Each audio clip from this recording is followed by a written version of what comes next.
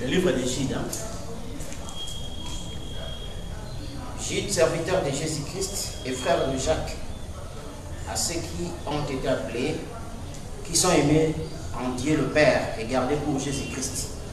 Que la miséricorde, la paix et la charité vous soient multipliées. Bien-aimés, comme je disais vivement, comme je désirais vivement vous écrire au sujet de notre salut commun, je me suis senti obligé de le faire afin de vous exhorter à combattre la foi qui a été transmise une fois pour toutes au sein. Car il s'est glissé parmi vous certains hommes dont la condamnation est écrite depuis longtemps. Nos empires qui changent la grâce de notre Dieu en dissolution et qui réunit notre seul Maître et Seigneur Jésus-Christ. Je vais vous rappeler à vous qui savez fort bien ces choses que le Seigneur, après avoir sauvé le peuple et l'avoir tiré du pays d'Égypte, fit ensuite périr les incrédules, qu'il a réservé pour le jugement du grand jour, enchaînés éternellement par les ténèbres, les anges qui n'ont pas gardé leur dignité, mais qui ont abandonné leur propre demeure, que Sodome et Gomorrhe et la ville voisine, qui se livrèrent comme à l'impudicité et à des vices contre nature, sont donnés un exemple subissant la peine d'un fait éternel. Malgré cela, ces hommes aussi entraînés par leur rêverie suivent pareillement leur chair, méprisent l'autorité et ingérent des gloires. Or, l'archange Michael, lorsqu'il contesta avec le diable et lui disputait le corps de Moïse, n'osa pas porter contre lui un jugement injurieux, mais il dit que le Seigneur te réprime. Et au contraire, il parle d'une manière injurieuse dès ce qu'ils ignorent. Et ils se corrompent dans ce qu'ils savent naturellement comme le brut. Malheur à eux, car ils ont suivi la voie de Caïn, ils se sont jetés par un salaire dans l'égarement de Balaam, ils se sont perdus dans la révolte de Corée. Ce sont des écueils dans vos agapes, faisant impilement bonne chair, se répétant eux-mêmes, ce sont des niais sans eau, poussés par les vents, des arbres d'automne sans fruits, des fois morts d'oracinés. Des vagues furieuses de la mer, rejetant l'écume de leurs impuretés, des astres errants, auxquels l'obscurité des ténèbres est réservée pour l'éternité. C'est aussi pour eux qu'Enoch, le 7e depuis Adam, a prophétisé en ces termes. Voici le Seigneur est venu avec ses saintes myriades pour exercer un jugement contre tous et pour faire rendre compte à tous les impies parmi eux de tous les actes d'impiété qu'ils ont commis et de toutes leurs paroles injurieuses qu'ils ont proférées contre lui, des pécheurs impies. Ce sont des gens qui murmurent, qui se plaignent de leur sort, qui marchent selon leur convoitise, qui ont la bouche des paroles hautaines et qui admirent les personnes par motif d'intérêt. Alors, nous prenons l'écriture de notre livre de Pierre.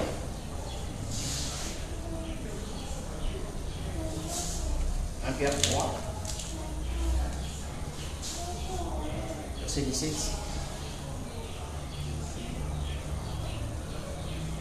Car il vaut mieux souffrir, si telle est la volonté de Dieu, en faisant le bien qu'en faisant le mal.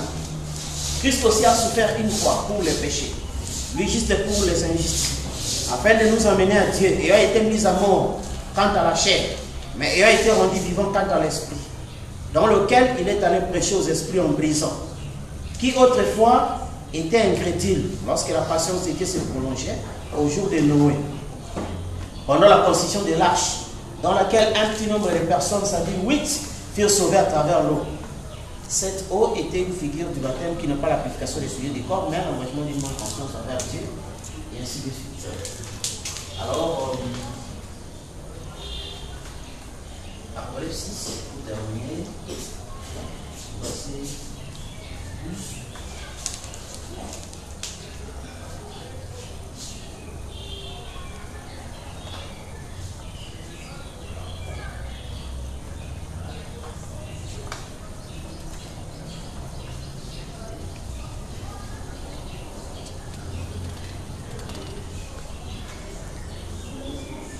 12. Je regardais quand il ouvrit le 6e sceau, et il y un grand tremblement de terre. Le soleil devint noir comme un sac de crin, la lune entière devint comme du sang. Et les étoiles du ciel tombèrent sur la terre, comme lorsqu'un figuier secoué par les vents violents jette ses figues vertes. Le ciel se retira comme un livre s'enroule, et toutes les montagnes et les îles furent remis de leur place. Les rois de la terre, les grands, les chefs militaires, les riches, les puissants, tous les esclaves et les hommes libres se cachèrent dans les cavernes et dans les rochers des montagnes. Ils disaient aux montagnes et aux rochers, tombez sur nous et cachez-nous devant la face de celui qui est assis sur le trône et devant la colère de l'agneau, car le grand jour de sa colère est venu. Qui peut s'y citer? Alors, je crois que nous continuons dans le plan de la rédemption, comme nous sommes sous le mystère du 6e sceau, et on va parler des âmes qui brûlent maintenant, parce que les gens sont habitués de parler des âmes en prison. La prison n'est pas un endroit éternel à perpétuité, n'est-ce pas? Mais la prison, bien sûr, c'est un endroit où on purge la peine. Mais ici, les prisonniers spirituels, si vous lisez ici, les prisonniers spirituels, on décrit depuis Caïn, n'est-ce pas? Les incrédules du temps de Noé, les sodomites, les révoltes de Corée, les balamistes et tous ces prisonniers, leur peine c'est la condamnation à mort. Parce que leur peine c'est la seconde mort.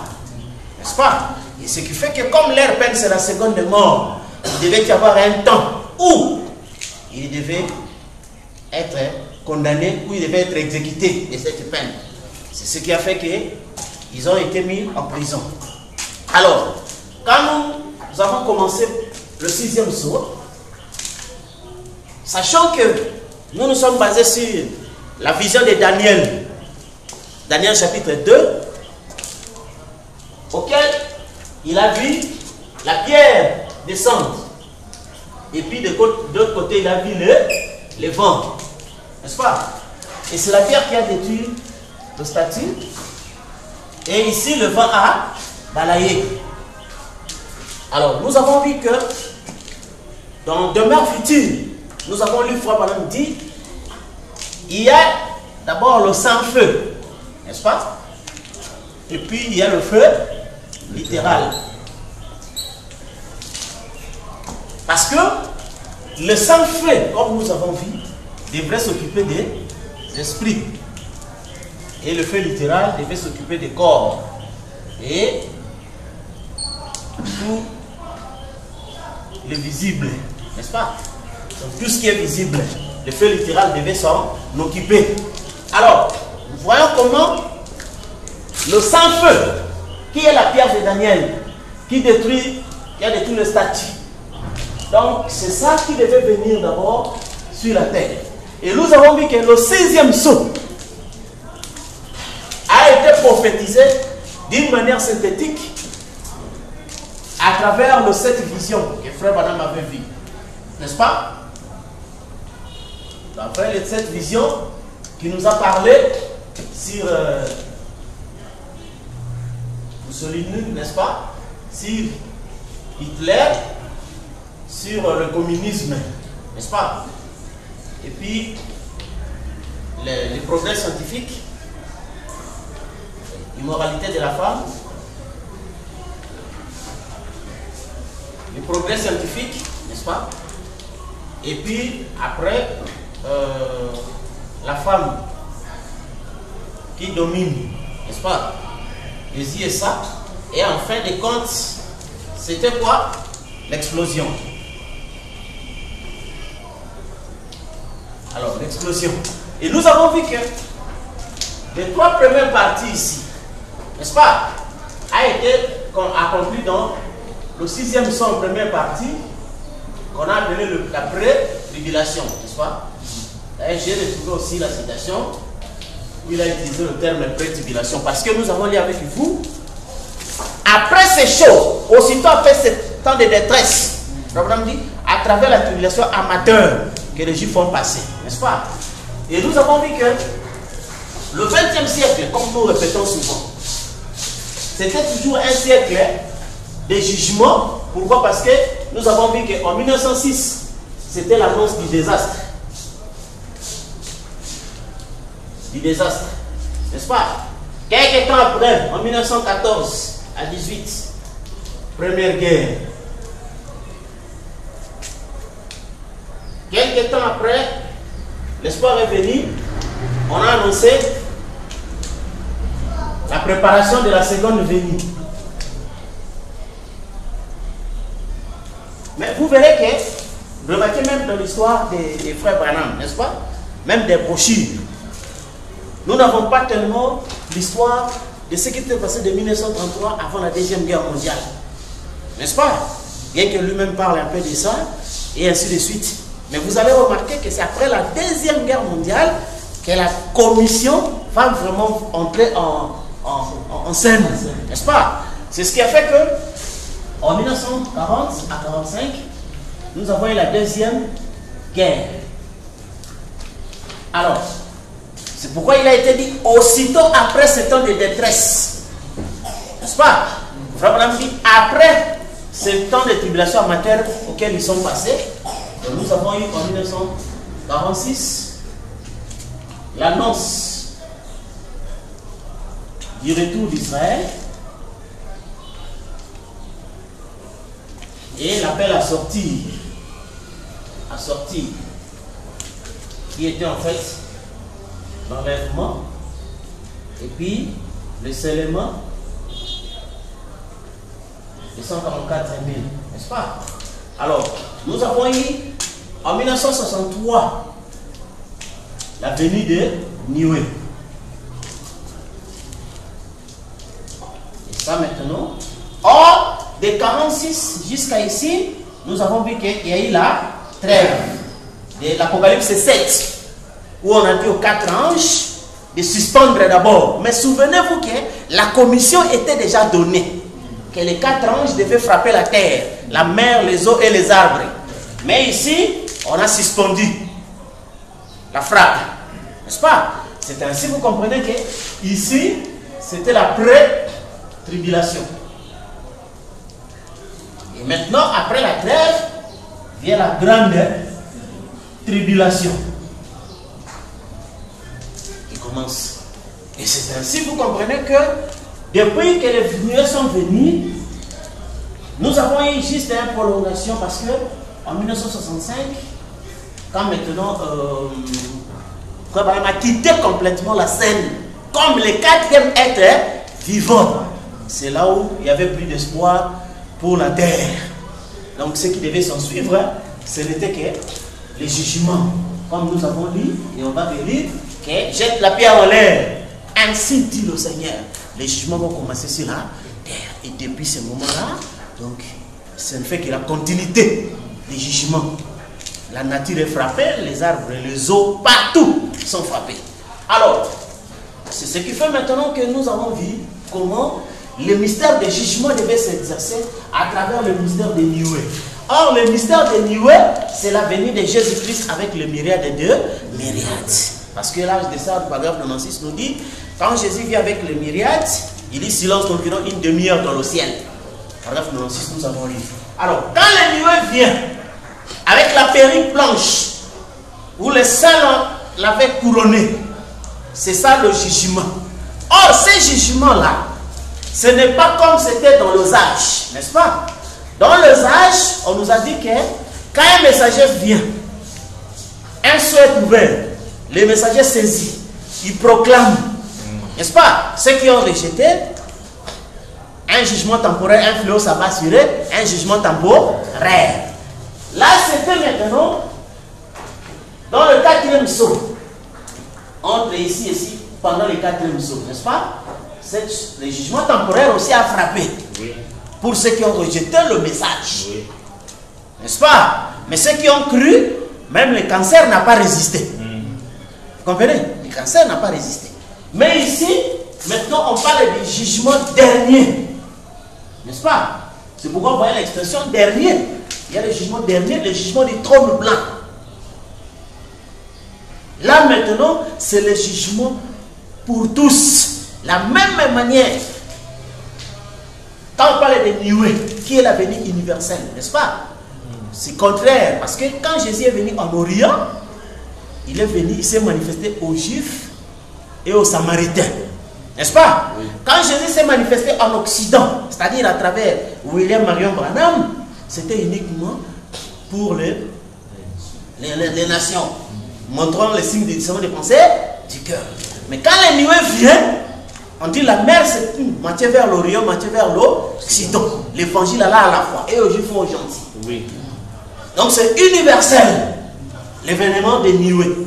Alors, nous voyons là d'après Jude que, comme nous savons, auparavant, avant l'ouverture de Sceaux, Frère Branham ne connaissait pas le mystère de l'au-delà avec précision. Lui-même l'a dit, il pensait que les gens étaient des nuages et qu'on ne peut pas se saluer. Mais c'est par après qu'il a vu.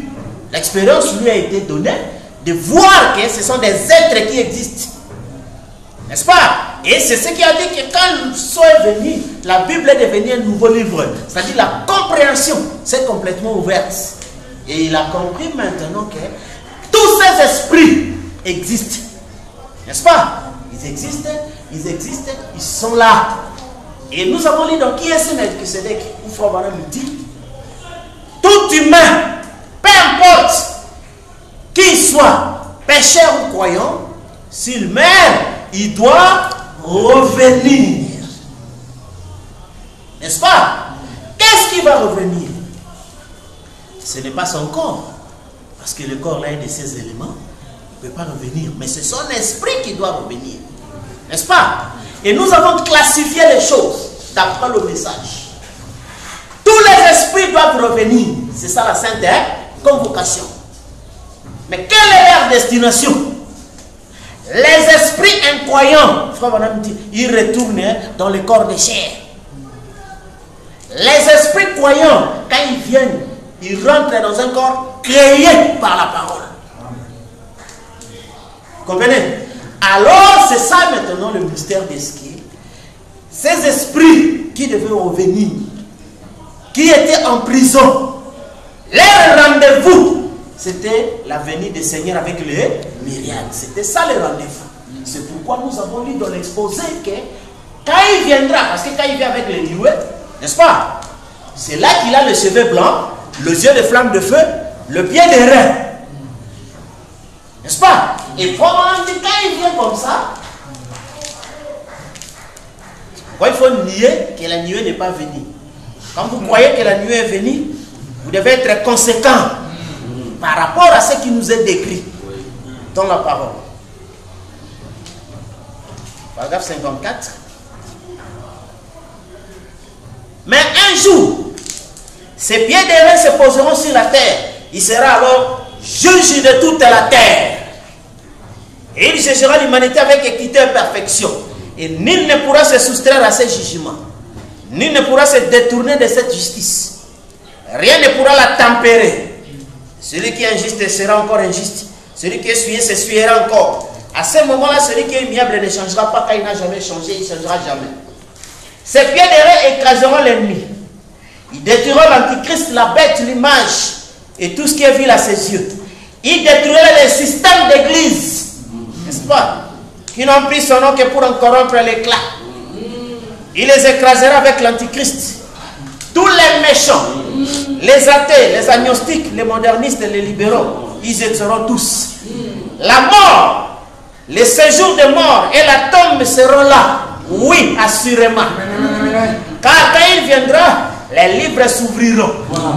C'est là que même l'église tiède et les 5 vierges folles apparaîtront. Il séparera les brebis d'avec les boucs. Et ça, c'est quel événement? Tout le monde le connaît, le sait. Dans Matthieu 24, quand on dit que dans les derniers jours, les gens vont venir devant le Fils de l'homme et il va mettre les brebis à droite, les boucs à gauche. Mais quand? C'est quand il viendra avec le pied des reins.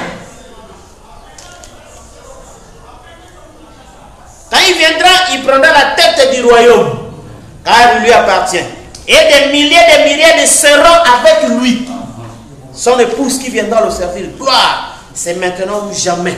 Répondez avant qu'il ne soit trop tard. Alors, c'est ce que vous voyez que l'événement de Niue concerne non pas seulement les quelques personnes présentes sur terre, comme cela, non, c'était un événement universel. Comme nous avons vu même chez les croyants, chez les élus, pardon, où Frère Branham dit que Seigneur, si tel est le cas, prépare-nous pour cette heure que toute l'humanité a attendu. Tout, que ce soit perdu ou élu, tout le monde attendait la venue de Niue. N'est-ce pas? Parce que ceux qui étaient mis en prison depuis Caïn, depuis Noé, Sodome, Balaam, Corée, tous ces gens-là, Jésus dit c'est pour eux qu'Enoch le 7e a dit, j'ai vu le Seigneur venir avec une sainte myriade et exercer un jugement contre tous. N'est-ce pas? Et Saint-Esprit devait revenir. C'est pourquoi nous avons vu le constat que Frère Branham a fait. Que au XXe siècle, c'était un siècle le plus peuplé au monde. Quoique la mobilisation était forte pour limiter les naissances. Mais c'est la sainte convocation obligatoire. Vous devez venir. Obligatoire. Les femmes devaient mettre au monde. Vous comprenez? Alors c'est ainsi, vous comprenez que tous ces êtres-là qui devaient venir. Alors, quand ils devaient venir, la première partie du 6e sceau qui était ici, c'était la pré-tribulation. N'est-ce pas? Juste après cela, quand en 1948, on a voté les droits de l'homme. C'est à partir de là aussi que les femmes ont reçu les droits de vote. N'est-ce pas? Et directement, là, l'immoralité a commencé. Parce que l'immoralité de la femme, c'est la chose la plus grave sur la terre. C'est l'immoralité de la femme. Parce que c'était ça à l'origine même. N'est-ce pas? Du bouleversement du système terrestre. Alors, c'est ce qui fait que, de là, directement, nous sommes partis au progrès scientifique. Au progrès scientifique, donc, Frère Branham nous a fait voir la vision, où il a dit qu'ils étaient en train de verser l'acide sur la terre. Il dit que je leur ai parlé, mais ils ont refusé, n'est-ce pas? Ils ont hoché les épaules et ils n'ont pas voulu écouter. Alors, c'est ça, c'est que nous sommes aujourd'hui sur le réchauffement climatique et ainsi de suite. Quand on va parler de la partie du fait littéral, on va en approfondir. Et ici, quand on va parler de ce que la femme qui domine aussi, et ça, c'était le catholicisme, n'est-ce pas? Qui dominait les États-Unis, selon Apocalypse 13. Parce que là, c'est la mer qui a englouti la terre, parce que c'est le déluge, n'est-ce pas? Et le déluge était là, où la mer s'est mélangée avec la terre. Et le jour où le pape est allé à Jérusalem, on a vu l'éclipse total, parce que c'est la loi de la nature. Si la ligne disparaît, directement tous les eaux débordent. Les eaux vont vers la terre, parce que c'est la lune qui sépare l'eau avec la terre. C'est pourquoi dans les 7 âges de l'église, la lune devait toujours briller, pour faire que les protestants n'aillent pas chez les catholiques. N'est-ce pas? Et quand la lune a été complètement disparue, où Frère Branham s'est retiré, directement, ils se sont mêlés. Et un homme a dit, dans la réunion des hommes d'affaires, ah, nous étions à côté des catholiques et tout ça c'était spirituel. Mais non, mais c'est le dit non, c'est pas ce que Frère Branham a dit. Et l'autre a répondu, il ne sait pas de quoi il parle. Donc ils ont fait disparaître la lune. Et quand la lune les a échappés, ils ont été engloutis par la terre. Et c'est ça le déluge. Et Frère Branham dit, tout reste dans le catholicisme dans les derniers jours. N'est-ce pas? Alors, le catholicisme, c'est que tout sera englouti dans l'eau. Il n'y a que deux choses qui ont résisté à l'eau. L'arche et la pyramide. C'est pourquoi vous comprenez qu'aujourd'hui, tous les mondes qui veulent créer des églises, ils rejoindront les catholiques. Ce sera du catholicisme. Oui. N'est-ce pas? Et le catholicisme, le romanisme, c'est ça, toutes les étapes. Vous voyez comme nous avons vu, les étapes des sauts. Du premier jusqu'au 4e, n'est-ce pas? Oui. Et nous avons vu ça, c'est l'étape d'un prédicateur. Oui. Souvent, les prédicateurs ont commencé par la couleur blanche. N'est-ce pas? C'est-à-dire la parole. Il vient un peu avec un peu de parole. N'est-ce pas? Mais après, il prend le premier saut, il devient antichrist. C'est-à-dire il s'oppose à la parole. Quand il s'oppose à la parole, il passe au deuxième saut, il commence à vouloir tuer tous ceux qui ont la connaissance. N'est-ce pas? Là, il commence à les martyriser. Et quand il quitte, maintenant, il reste avec les ignorants et il leur soutire l'argent. Ils vont te donner le troisième saut. Et en fait de compte, Il entre dans le quatrième saut, où il est séparé éternellement avec la parole. Amen. Et là, il devient la bête. À ce moment, vous entendez, si vous ne voulez pas, vous partez d'ici. Et il prend son enfant, il prend sa femme, il prend tout ça. Comme on avait posé la question à un frère, parce qu'il s'était opposé au leader religieux, le prédicateur. Il lui a appelé, viens ici. De tout ce que nous avons construit, toi tu as contribué combien? Et il n'avait pas de mots à dire. La porte est ouverte. C'est ça. Et c'est ça. Donc le catholicisme. Dans le catholicisme, ce ne sont pas des bâtiments au Sacré-Cœur, Notre-Dame, non. C'est l'esprit. Vous comprenez? C'est cet esprit. C'est pourquoi quand vous voyez quelqu'un, il commence avec l'apparence de la parole. Or, Jésus n'a pas dit ça. Jésus a dit, si vous demeurez, n'est-ce pas? Et ma parole demeure. Or, demeure, c'est une adresse. C'est une maison. N'est-ce pas? Et, comme on dit dans le naturel, ah, cet homme-là est stable. Donc, il a sa maison. N'est-ce pas? Oh, telle avenue numéro 10. Vous revenez l'année prochaine, numéro 10. L'autre année, il est au numéro 10. N'est-ce pas? Et c'est ça, donc, ça a fait de ça une demeure. Mais nous avons eu beaucoup de gens, effectivement, parce que quand Gilles parle ici, il dit les anges qui n'ont pas gardé leur demeure. Les ténors sont révélés.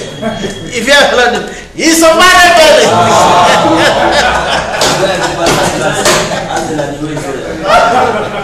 Et on va commencer comme ça. Le 8e jour est accompli, frère.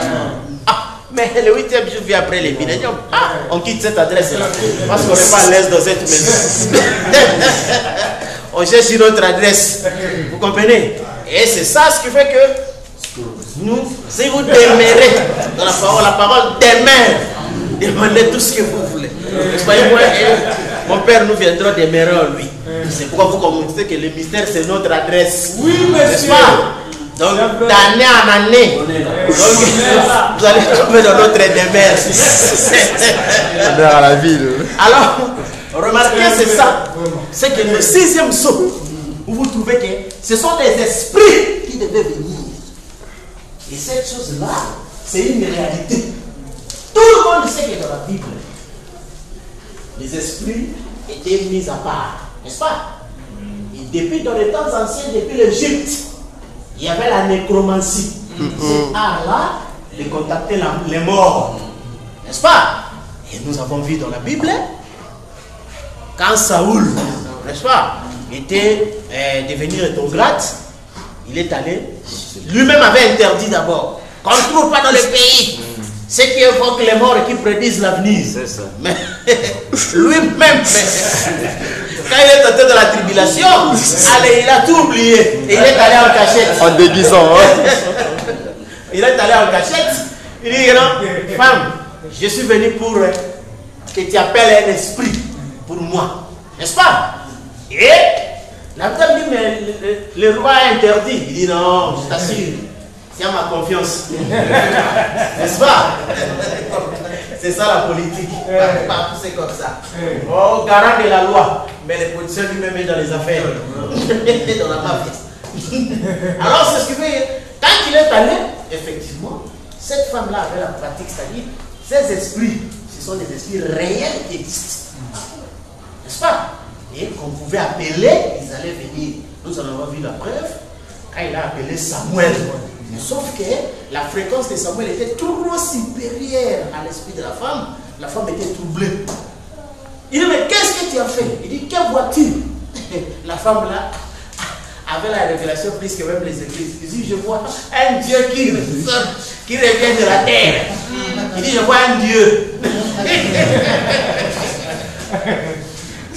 Et alors, ce qui fait qu'il a vu ça, et il était troublé. Mais sauf que, remarquez, ces esprits de mort, ils venaient, ils étaient limités. N'est-ce pas? Parce que même si un esprit de mort venait, il pouvait incarner un féticheur, n'est-ce pas? Ou un spirit. Il faisait que faire un service et puis il doit s'en aller parce que ce n'est pas sa maison. N'est-ce pas? La maison appartient au féticheur, à l'esprit du féticheur. Lui vient pour donner la force parce que c'est une énergie, non? On dit l'onction. Il vient juste, c'est ce que les Romains appelaient la muse. Et les Romains avaient tout ça. Donc pour les gens des écrivains, ils avaient un muse pour ceci. Et cela a commencé, vous connaissez l'origine. En page 179 l'exposé. Voilà m'a donné l'origine de ça. Où est-ce que le culte aux ancêtres a commencé? N'est-ce pas?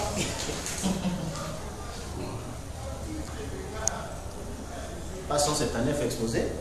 Nous avons donc vu jusqu'ici d'où vient le polythéisme, le culte de plusieurs dieux. Mais avez-vous remarqué que nous avons aussi trouvé qu'il est fait mention d'un homme appelé Couche, à qui on a donné le titre de père des dieux.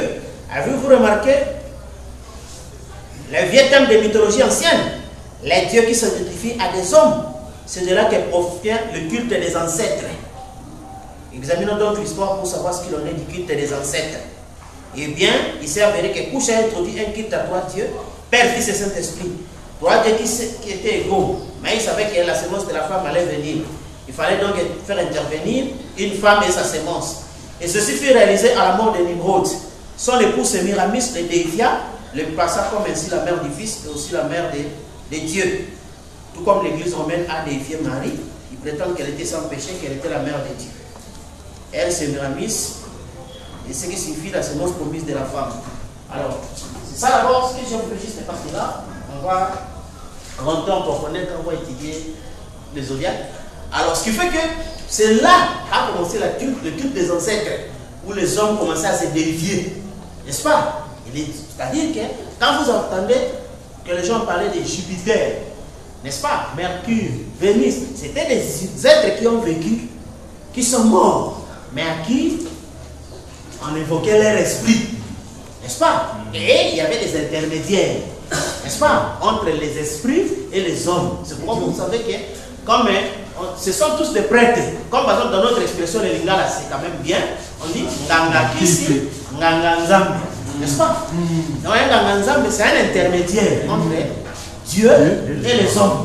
Et le nganga kisi, c'est l'intermédiaire entre les esprits et les hommes, n'est-ce pas? Et c'est ça qui, tout ça c'était l'âge d'intercession, n'est-ce pas? Mais, de même manière que, même si la colonne de feu, n'est-ce pas frère?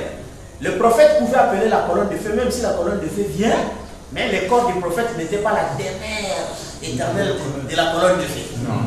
Vous comprenez? Pour que la colonne de feu soit bien, il a fallu qu'un jour il trouve son propre corps, n'est-ce pas? Auquel lui-même on traque.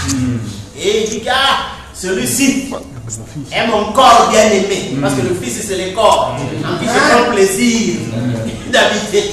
Vous comprenez? Parce que dans ce corps-là, il n'y avait pas autre chose, il n'y avait que lui-même qui occupait toute la maison. Mais dans nos corps ici, il se trouvait comme un locataire, n'est-ce pas? Parce qu'il trouve que le corps du prophète a déjà son âme, mais lui vient pour un service pendant un temps. Et quand ce prophète quitte, il prend un autre. C'est ça qu'on a parlé de Christ, identifié au travers de tous les âges. Vous comprenez? Et de la même manière, tous ces esprits-là, ils étaient aussi identifiés au travers des âges. Parce qu'ils entraient d'un corps à l'autre. C'est ainsi que vous comprenez, même le mystère de la papauté, on dit un autre s'en va, l'autre le remplace. N'est-ce pas? Donc, le même démon est là, mais comme un corps ne fait pas habiter autant d'années, ce corps-là finit, le même esprit se remplace dans un autre corps. Et ainsi de suite. Mais un jour, tous ces esprits avaient rendez-vous avec le Seigneur. Car il est donné à l'homme de mourir une seule fois. N'est-ce pas? L'être humain ici. Une seule fois. Après quoi vient le jugement. Et ce jugement a lieu au trône blanc. C'est ainsi que tous ces corps, tous ces esprits dont nous avons cité dans Gite, quand ils sont morts, n'est-ce pas? Ils avaient un grand rendez-vous qu'ils savaient. C'était le jour où le Seigneur viendra avec les myriades. De quelle manière devrait-il répondre au rendez-vous? N'est-ce pas? Oui. Comme madame dit, il devait revenir dans le corps des péchés. C'était ça le mystère. C'est ainsi que quand nous parlons de ces choses ici, vous allez trouver dans l'exposé parce que nous croyons toute la parole. Et souvenez-vous que l'esprit et l'épouse disent il vient. On dit l'esprit les prophètes, l'épouse diront tous trois la même chose. Amen. Ce qu'ils diront aura déjà été dit dans la parole. Amen. N'est-ce pas? C'est ainsi que vous comprenez que par respect pour ce message, donc nous citons toujours les Écritures, d'abord pour stabiliser notre propre esprit, et puis pour faire taire des critiques. Amen. Vous trouvez dans l'exposé quand Frère Branham nous dit, effectivement, je ne crois pas à la doctrine de la transmigration des âmes. N'est-ce pas? Parce que ça, ce sont les Indiens et les autres qui avaient cette doctrine-là, dans lequel il dit qu'un homme, quand il meurt, son âme n'a pas fini la mission, il vient encore. Il meurt, il vient encore jusqu'à ce qu'il soit à la perfection. Vous comprenez? C'est ça la doctrine que Frère Branham ne croyait pas. Mais la prophétie n'avait que deux étapes. Parce qu'aujourd'hui, c'est la clarté. Parce que nous sommes le lever du soleil. Oui, monsieur. Lever du soleil, il n'y a pas de confusion. Pour chaque esprit, il n'y avait que deux rendez-vous. Parce que lors de la naissance, l'esprit n'a pas de forme. N'est-ce pas? C'est après la mort que l'esprit a reçu la forme. Peu importe que vous mourrez 3 jours après, une semaine, 6 mois, une année, l'enfant de Frère Branham n'a pas fait longtemps sur la terre. Mais on l'a vu, sa théophanie était déjà là. C'est-à-dire, ici, tous les esprits, parce que l'esprit comme ça n'a pas de forme, il vient prendre la forme dans le corps. Oui. N'est-ce pas? Et après la mort de cette chair, l'esprit va, si c'est un pécheur, c'est-à-dire un non élu, si c'est qu'il est parmi les 2 tiers, il va, n'est-ce pas, dans le séjour des morts. S'il est les 1 tiers, il va dans le séjour des saints. N'est-ce pas? Tous les deux ont un rendez-vous. C'est le jour de la venue des Louis. N'est-ce pas? Ils ont un rendez-vous. Et on les a mis en réserve depuis Caïn. Depuis Noé. Depuis c'est pourquoi quand Jésus est venu, il a fait un tour en prison. N'est-ce pas? Il est allé juste les condamner. Parce que tellement ils ont fini. Parce que les temps, quand l'ange dit qu'il n'y a plus de temps, n'est-ce pas? Dans le contexte général, c'est par rapport aux 6000 ans. Mais dans le contexte individuel, Frère Branham dit, le lit c'est une éternité dans un corps appelé le temps. Et quand la mort frappe, donc le temps est fini. Et le temps, c'est tout ce temps-là qui est donné à l'homme pour se répartir. C'est-à-dire pour reconnaître la parole de son jour. N'est-ce pas? S'il ne reconnaît pas, c'est fini. N'est-ce pas? C'est fini. Le délai est fini. Et maintenant, quand l'Apocalypse dit c'est fini, c'est le délai universel. C'est-à-dire pour tous les humains, c'est fini. Pour le messager, quand il partait, et quelques temps après, c'était la fin pour cet âge-là. Mais Dieu suscitait encore la grâce par un autre messager de notre âge. N'est-ce pas? Mais Frère Branham étant maintenant le dernier messager, c'est là réellement là j'ai dit qu'il n'y a plus de temps, il n'y a plus de délai. Parce que quand on parle du temps, c'est toujours un délai.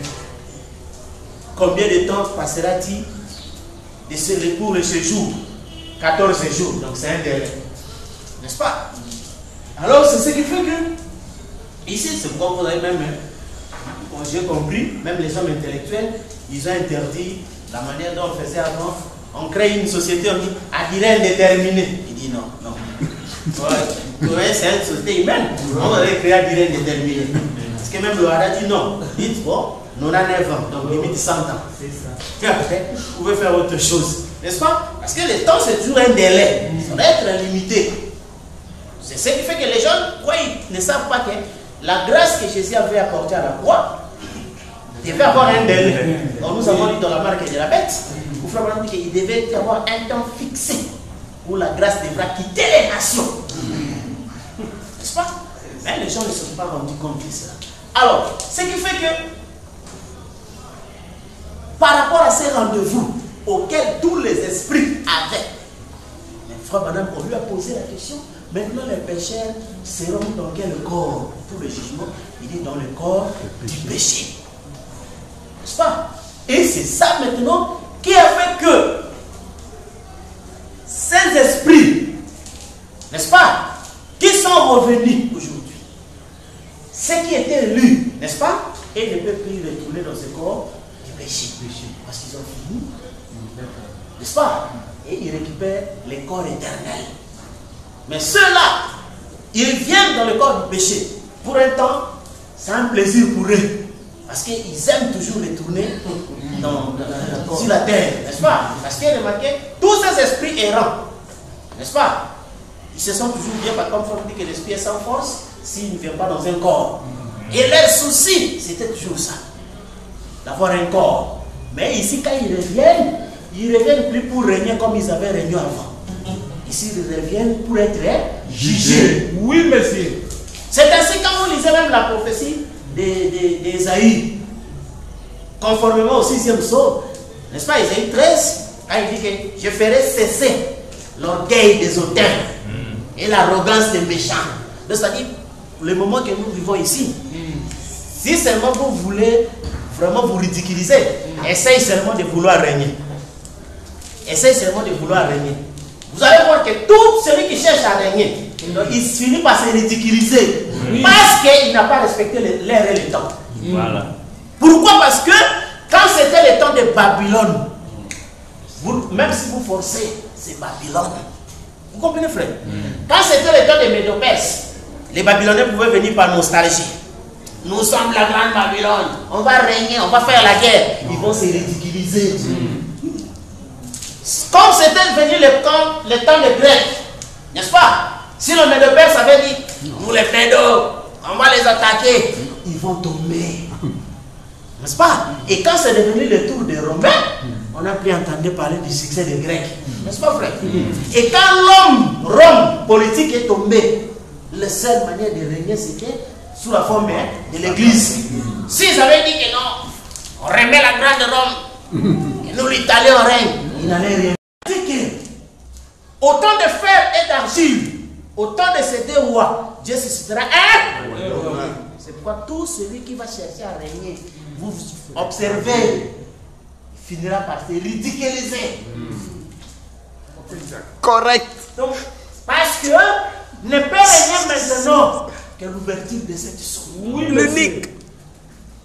Et quand nous avions dit cela à tous ces pasteurs et prédicateurs, comme il leur a été dit qu'il y a trois choses qui hantent les royaumes: la femme, l'argent et la popularité.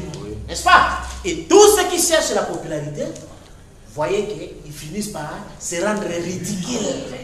Est-ce qu'ils n'ont pas compris? Ils ont fini par se rendre ridicules. Parce que nous sommes au temps du 5e royaume. Et aucune chose ne peut se lever contre ce royaume. Voilà. Mais c'est un royaume dont Jésus a dit ne vient pas de manière à frapper le regard. Parce que tous les 4 royaumes étaient des royaumes matériels. Ça, c'est le royaume éternel. Et ce qui est éternel est invisible. Visiblement, comme ça, les humains ne verront rien. Quand l'humain vient, il dit, oh, c'est quel le royaume? C'est comme Jésus, n'est-ce pas? Jésus était passé pour un aventurier.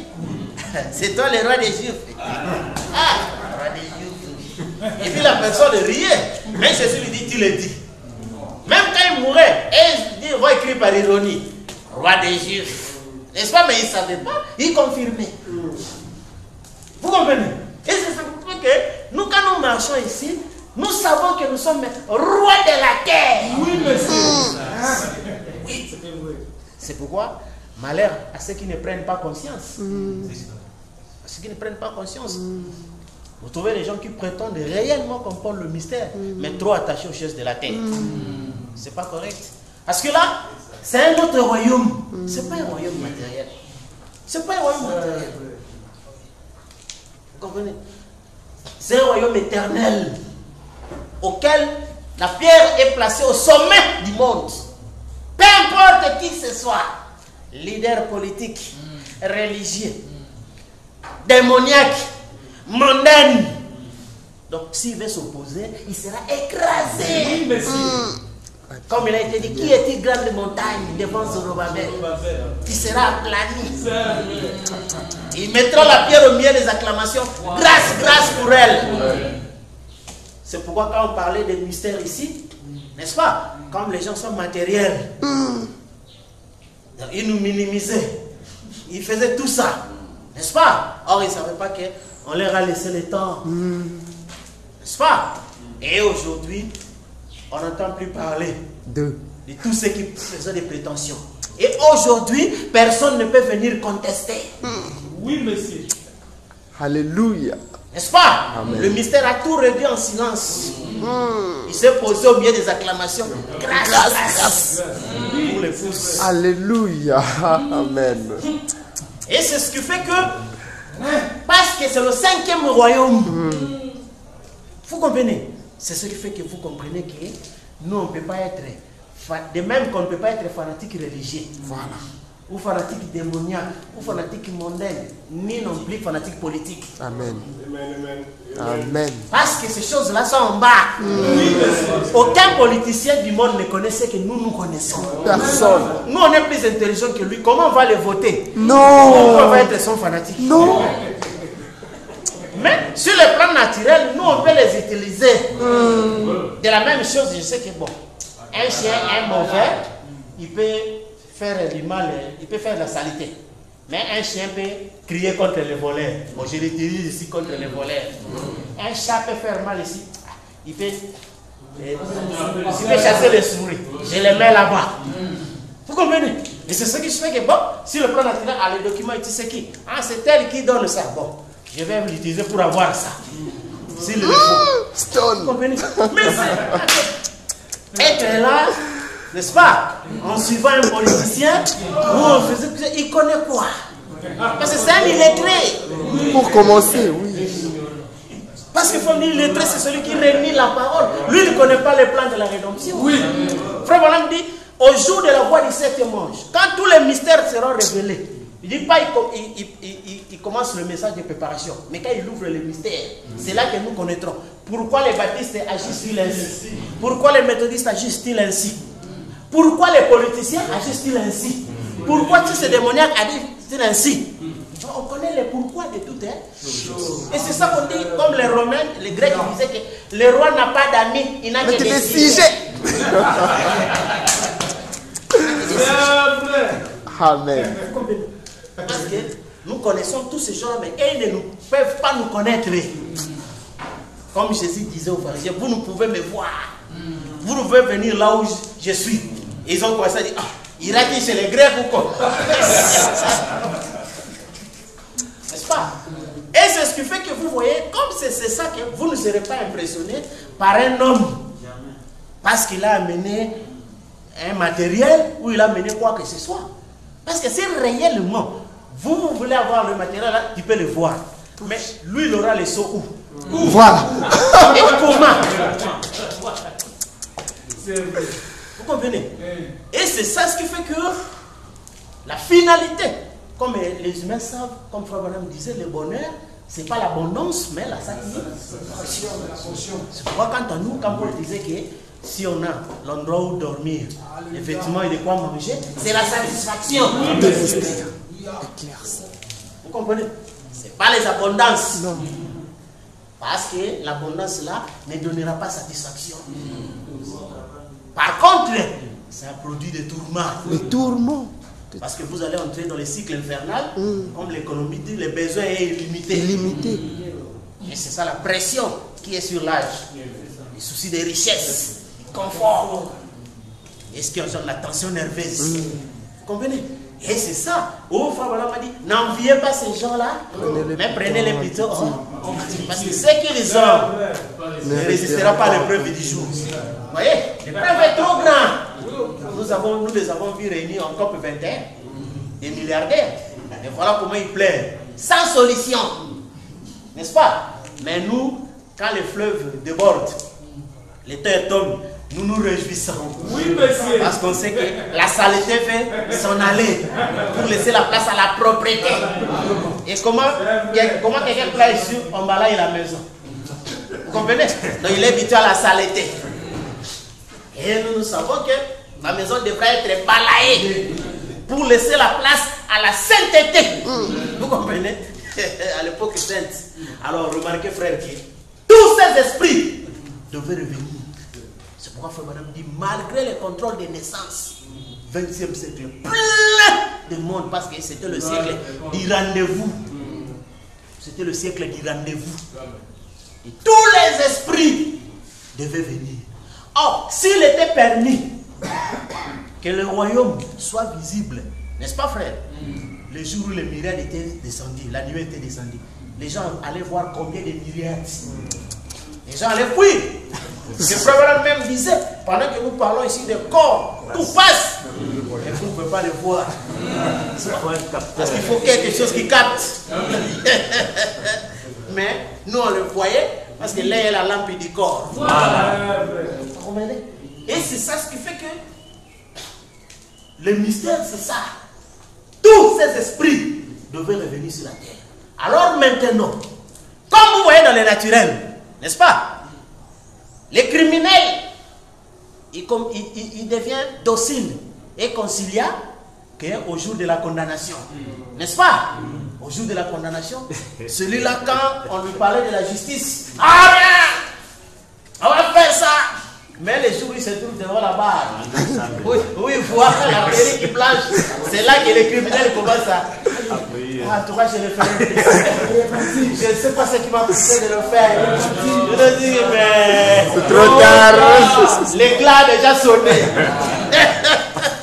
Le verdict est déjà prononcé. Donc tous les affaires ne servent plus à rien. C'est là où le juge dit, messieurs, taisez-vous. Et maintenant vous devez annoncer tout ce qui est prononcé sur vous. N'est-ce pas? Autant d'années de prison, autant de ceci, de travaux forcés. C'est pourquoi les esprits sont revenus aujourd'hui. Ils sentent que la condamnation est là. Ils commencent à supplier Dieu. Oh, le seul Dieu. Toi qui as envoyé Noé. Est-ce que vous avez cru au jour de Noé? Non. Oh, toi qui as fait ceci et cela. Mais le verdict est déjà là. Comprenez? Donc, c'est pourquoi il faut tout pour devenir maintenant. Les charges sont tirées. Travaux forcés. N'est-ce pas? Donc, vous allez commencer les 40 jours de jeûne. Tout ça sont des punitions. 21 jours de randonnée prophétique. Tout ça. Des travaux forcés. Alors que Paul dit, quand Jésus viendra avec ses anges, c'est pour vous donner du repos. Mais au temps du repos, et ils ont les 40 jours de randonnée prophétique. Et de toutes ces choses-là. Mais même des travaux forcés là n'enlèvent pas, parce que c'est la condamnation de mort, la peine de mort qui est prononcée. Vous comprenez? La peine de mort qui est prononcée. Donc il n'y a pas moyen de faire autrement. Et puis il n'y a pas de recours, parce que ici c'est le juge suprême, c'est-à-dire c'est la cour suprême. Donc le dernier recours. Et c'est fini. C'est fini. Donc là, on ne plaide plus d'avocats, plus d'intervenants. Vous comprenez? Et c'est ça, les prières que vous voyez aujourd'hui, ce sont des démons qui prient désespérément. Et que toutes ces prières-là n'auront aucun effet. N'est-ce pas? Parce que frère vous dit que c'est trop tard. Parce que l'agneau a déjà pris le sien, s'en est allé. Là, il dit aux montagnes, cachez-nous, tombez sur nous. Vous voyez, c'est trop tard. Parce qu'ils ont eu tout le temps, de génération en génération. N'est-ce pas? Et quand ils viennent aujourd'hui, et vous trouvez tous ces esprits-là, tous les esprits, même tous les politiciens, ils vont prier. Parce que la Bible dit les riches, libres, esclaves, les puissants. Dans le 6e frère même souligne, il dit, regardez ces puissants. Mais il dit aux montagnes, cachez-nous. Tout le monde va prier, frère. Attendez, vous allez voir. Tout le monde va prier. Parce qu'ils savent qu'il n'y a plus de recours. Mais nous, cela, on va se rire d'eux. N'est-ce pas? Comme Élie qui riait les 400 prophètes qui faisaient des incisions. N'est-ce pas? Il riait. Mais Élie disait, criez fort, criez fort. Peut-être que votre Dieu dort encore. N'est-ce pas? C'est quoi les gens disent, oh frère, mais il faut quand même être courtois. Même les prophètes Élie n'étaient pas courtois. Parce qu'ils savaient que sous ces cris-là ne servait à rien. Du matin au soir. N'est-ce pas? Mais quand lui est venu, il dit, ah Seigneur, je fais ceci selon ton commandement. Réponds par le feu. Juste ces deux phrases. Wow. Le feu est descendu. Et Saint Paul dit, apprenant toujours, mais n'arrivant pas à la connaissance de la vérité. N'est-ce pas? Frère, on va faire des programmes sur l'ordinateur. On va retrouver toutes les citations. On va les classer comme ça. On va faire des... Quand on leur pose des questions, il n'y a pas de réponse. Il n'y a pas de précision et d'exactitude. Vous comprenez? Parce qu'ils ne sont pas eux-mêmes la parole. Vous comprenez?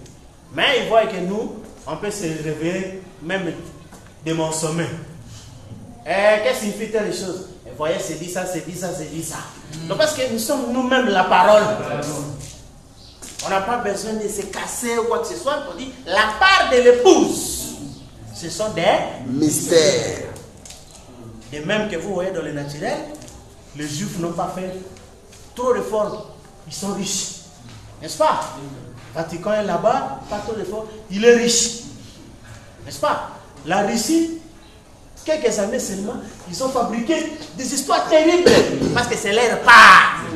Et c'est pourquoi vous voyez que beaucoup de frères ont oublié leur part. N'est-ce pas? Et on a cru qu'on devait devenir riche comme tous les hommes là-bas. Et tous comme là-bas. Au point que vous trouvez, surtout même nos frères qui sont en Occident, où les gens travaillent. Ah, frère, vous avez oublié même le simple principe. On dit qu'il y a un temps pour tout. Et la nuit est faite pour dormir, et tout ce temps-là. N'est-ce pas? Parce qu'on va parler de ça lors du fait littéral. Vous allez voir aujourd'hui, les humains partout, ils pleurent. Parce que nous-mêmes, les humains, nous sommes tués. Comme nous avons vu avec vous. Oui. Parce que l'être humain devait marcher en harmonie avec la nature. Correct. Et nous avons défié la nature. Oui. Le soleil dort, nous on se réveille. Vous comprenez? Donc ça, c'était une perturbation dans la nature. Et nous avons vu toutes ces choses-là. Il y avait des gens spéciaux, n'est-ce pas?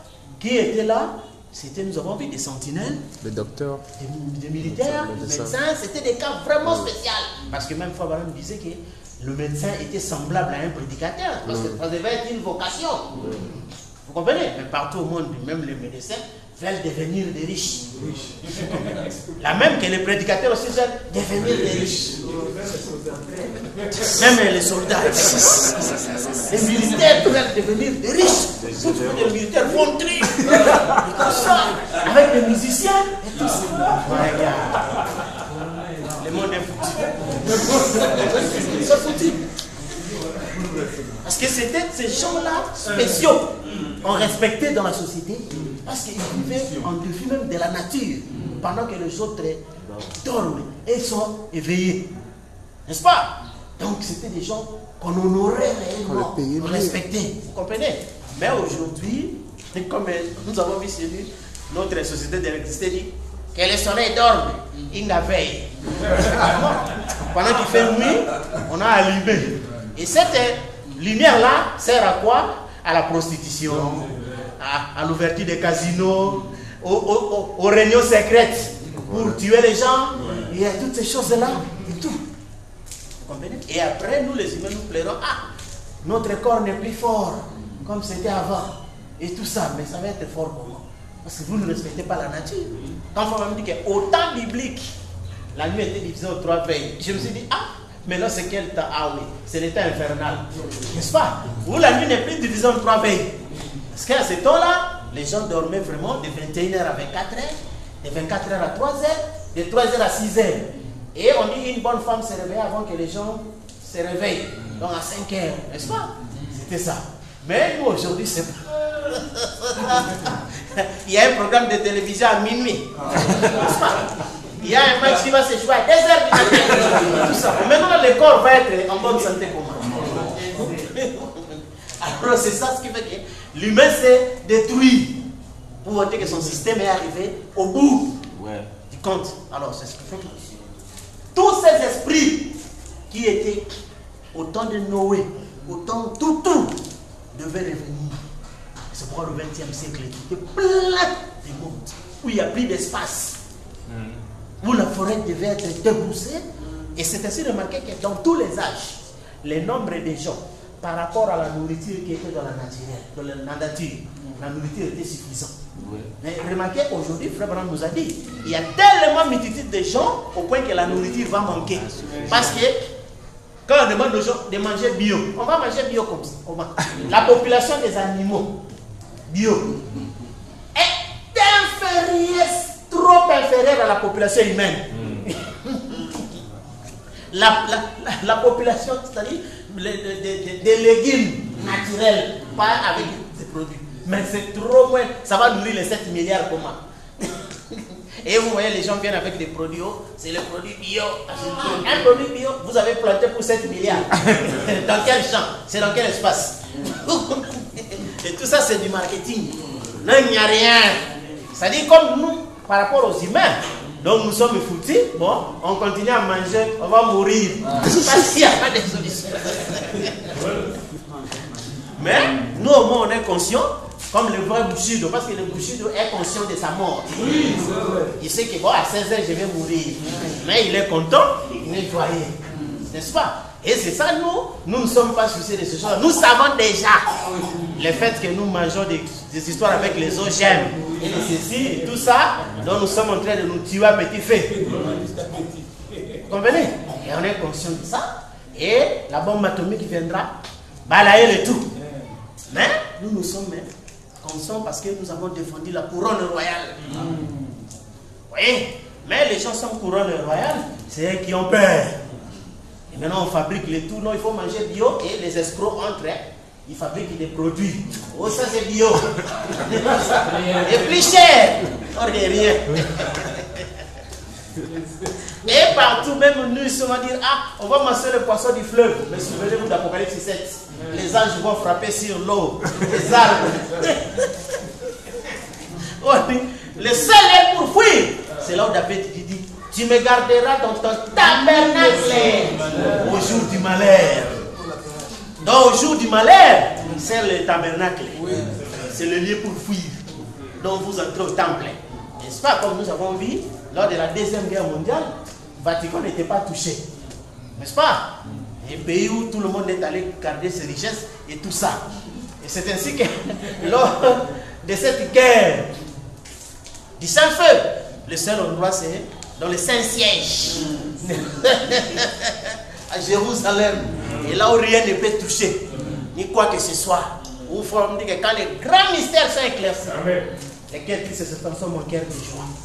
Et c'est à ce moment-là que vous vous moquez de la mort. Vous vous moquez de toutes ces tribulations. N'est-ce pas? Parce que vous avez déjà la garantie. Vous voyez? Mais les humains n'ont plus de garantie. Alors c'est ça ce qui fait que ces âmes ici dont nous parlons, qui étaient en prison, c'est là que les gens, nous avons lu. Jusque-là, si quelqu'un vous dit qu'il y a un enfer qui brûle, ne croyez pas. N'est-ce pas? Mais la question était déposée, quand est-ce que cet enfer-là brûle? N'est-ce pas? Oh, il dit d'Apocalypse 19, quand il vient, de sa bouche sort un feu. Le feu là pour faire quoi? N'est-ce pas? Tous les méchants seront comme du cendre. Comment sont-ils devenus du cendre? Ils ont été brûlés. Par quoi est-ce qu'ils ont été brûlés? N'est-ce pas? Et dans le 6e psaume,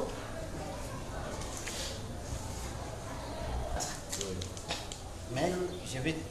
6e psaume. Maintenant, remarquez dans Apocalypse 19, nous voyons la même chose. Une grande épée sortait de sa bouche. La parole, la venue du Christ. Et il tuait ses ennemis par elle. Pas vrai? Maintenant, il est en route. Observez-les maintenant. Donc, il pourrait former le ciel et ainsi de suite. Mais, je vais retrouver littéralement la station là.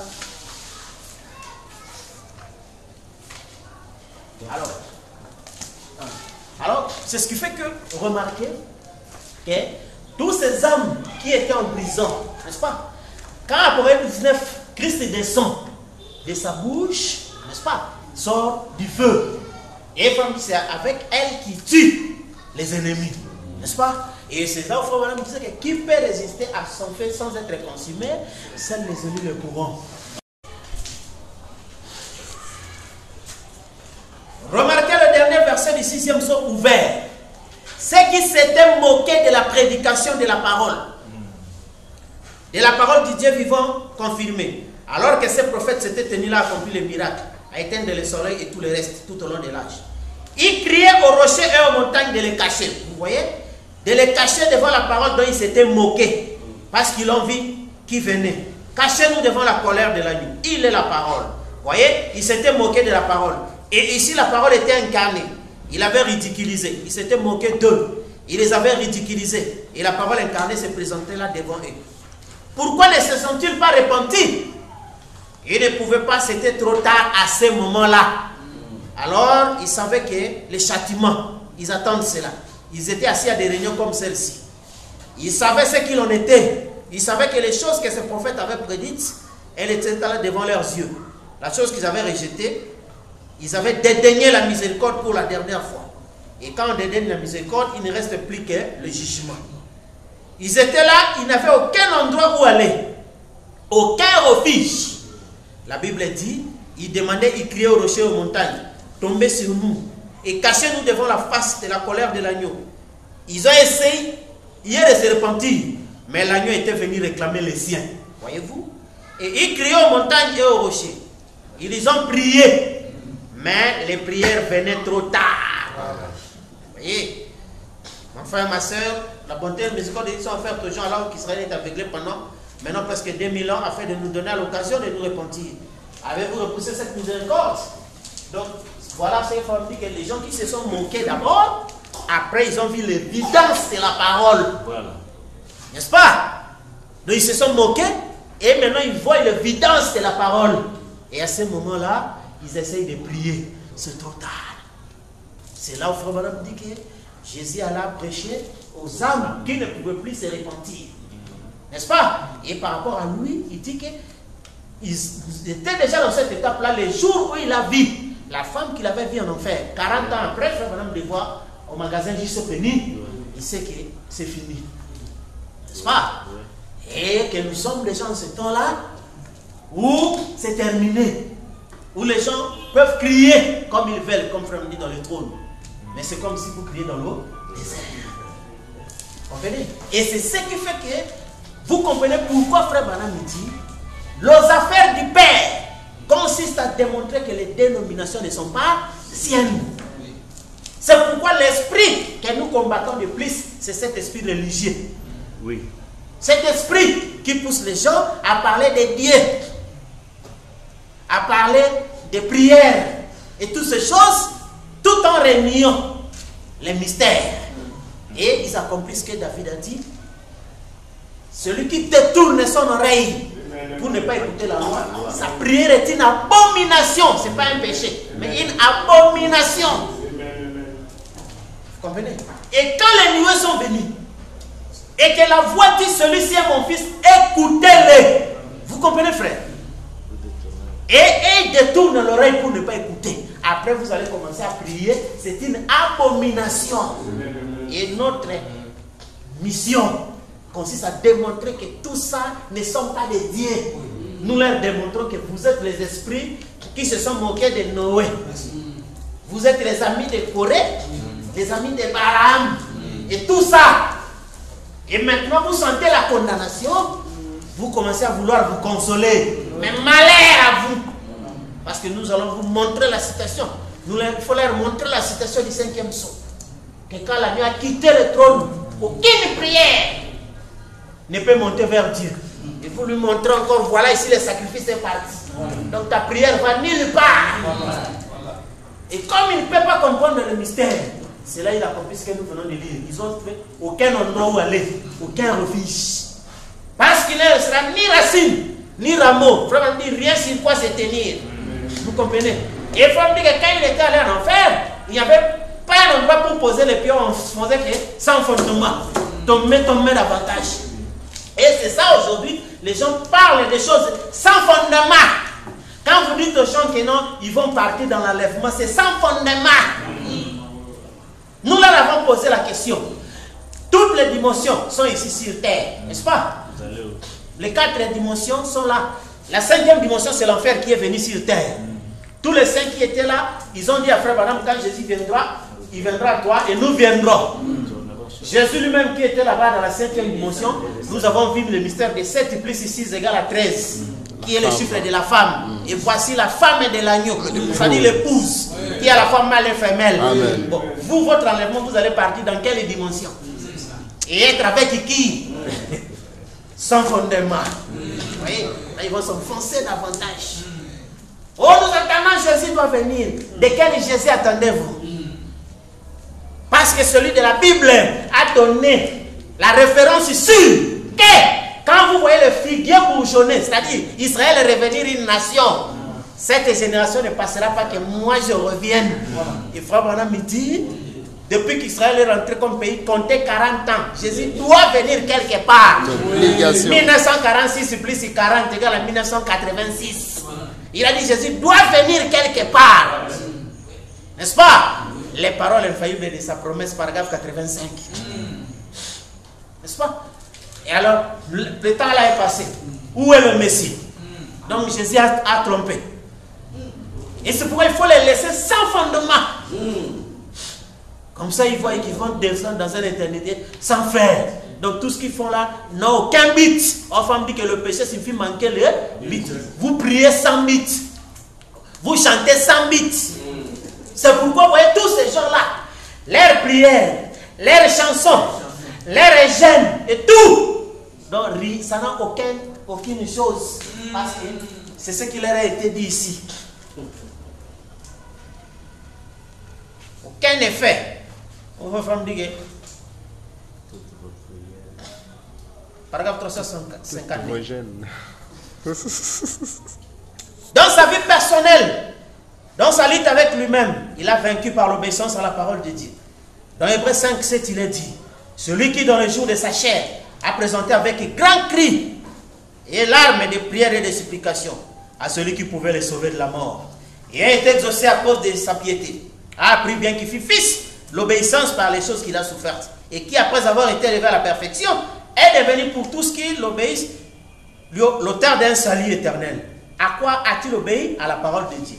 Par conséquent, personne ne s'assiera sur le trône du Seigneur Jésus-Christ sans avoir vécu cette parole. Toutes vos prières, toutes vos jeûnes, toutes vos repentances, quoi que vous apportiez à Dieu, rien de tout cela ne vous donnera le privilège de vous asseoir sur ce trône. Ça ne sera accordé qu'à l'épouse parole, comme la reine partage le trône du roi, parce qu'elle est unie à lui.